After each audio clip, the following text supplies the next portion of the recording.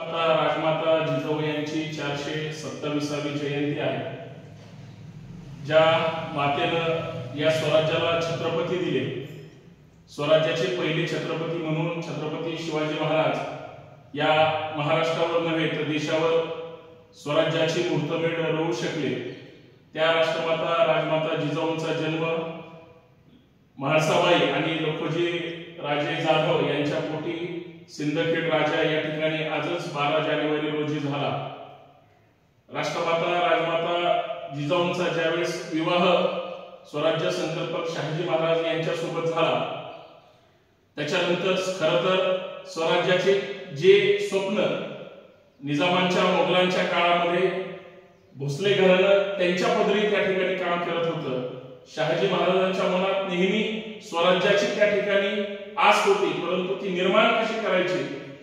ज्यावेळेस स्वराज्य निर्माण करायचं असतं, कुठलीही गोष्ट निर्माण करायची असते, त्यावेळेस आपल्यापासून किंवा स्वतःपासून सुरुवात करावी लागते।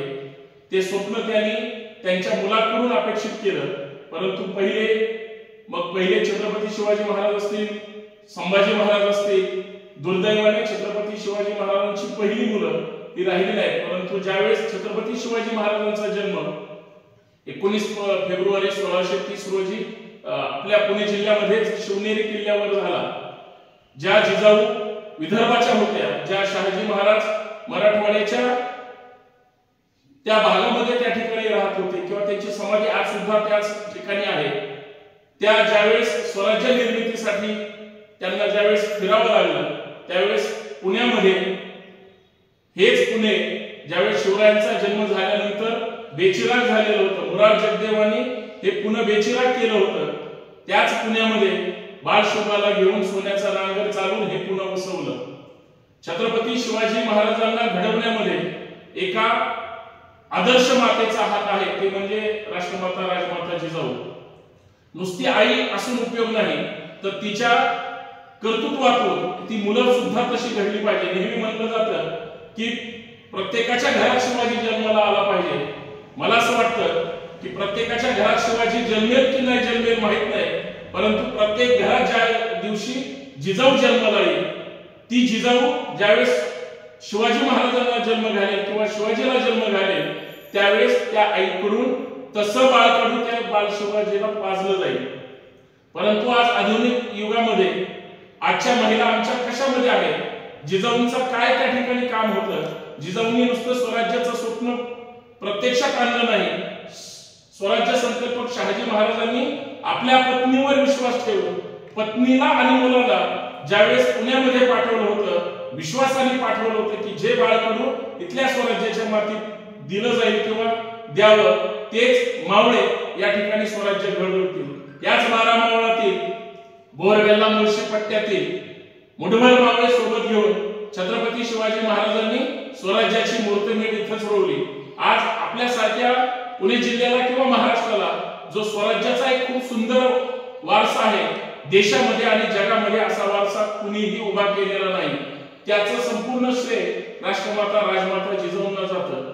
खरं तर बोलण्यासारखं खूप आहे, परंतु एक आदर्श माता, एक आदर्श पत्नी, एक आदर्श स्वराज्य जननी म्हणून राष्ट्रमाता राजमाता जिजाऊंकडे पाहिलं जातं। मला असं वाटतं की प्रत्येक महिलेने अगोदर जिजाऊंचा आदर्श घेतला पाहिजे, क्रांतीज्योती सावित्रीबाई फुलेंचा आदर्श घेतला पाहिजे, अहिल्याराणी होळकरांचा आदर्श घेतला पाहिजे। आज आम्ही ज्या गोष्टी एक कल्पना विस्तारातून मांडल्या गेलेल्या आहेत त्याच्यावर आम्ही विश्वास ठेवतो, परंतु खरंच आमचं त्या ठिकाणी कुटुंब आम्ही आदर्श पद्धतीने चालू शकतो का, आपल्या कुटुंबामध्ये निर्वसनी ठेवू शकतो का, आपण उपास तपासापेक्षा स्वतःच्या कुटुंबाकडे एक विज्ञानवादी दृष्टिकोन ठेवू शकतो का, याची सुद्धा कास धरली पाहिजे। त्या काळी सती प्रथा होती, परंतु जिजाऊ सती गेले नाही, कारण त्यांना माहित होतं मी जर गेले तर स्वराज्याचा हालत परत कोण चालवणार, कोण माझ्या शिवाजीच्या पाठीशी उभं राहणार। शिवाजी महाराजांच्या पाठीशी जिजाऊ उभ्या राहिल्या नसत्या, लहान वयात आपल्या मुलाला पायऱ्या उतरताना सुद्धा आपण म्हणतो की बाळा पडशील, तुला लागेल, परंतु 8-9 वर्षाचं पोरग ज्यावेळेस गड किल्ले चढतं, ज्यावेळेस शत्रूशी लढतं, त्यावेळेस त्या आईनं किती त्या ठिकाणी त्याला कणखर बनवलं असेल तशा कणखर महिला आज होणं गरजेचं आहे.